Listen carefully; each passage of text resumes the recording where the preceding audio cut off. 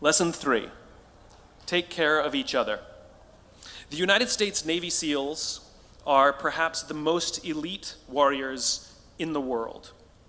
And one of the SEALs was asked, who makes it through the selection process? Who is able to become a SEAL?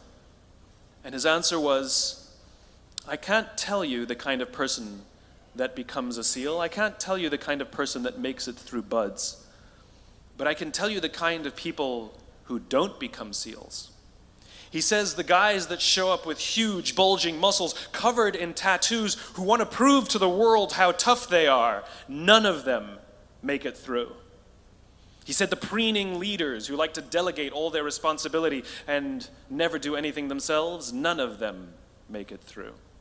He said the star college athletes who've never really been tested to the core of their being, none of them make it through. He says some of the guys that make it through are skinny and scrawny. He said some of the guys that make it through, you will see them shivering out of fear.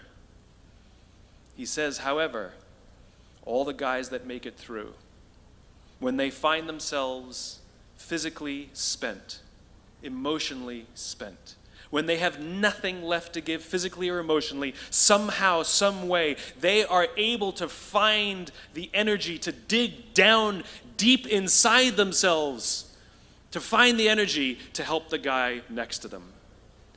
They become SEALs, he said.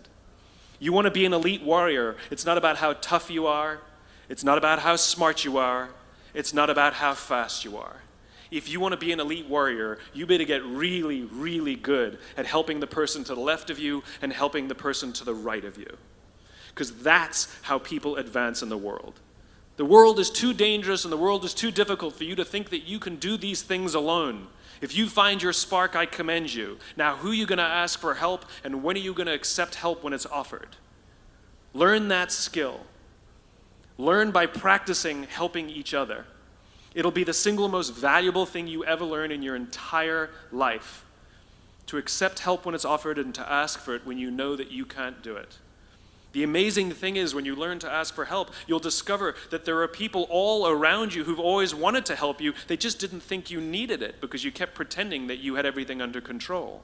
And the minute you say, I don't know what I'm doing, I'm stuck, I'm scared, I don't think I can do this, you will find that lots of people who love you will rush in and take care of you. But that'll only happen if you learn to take care of them first.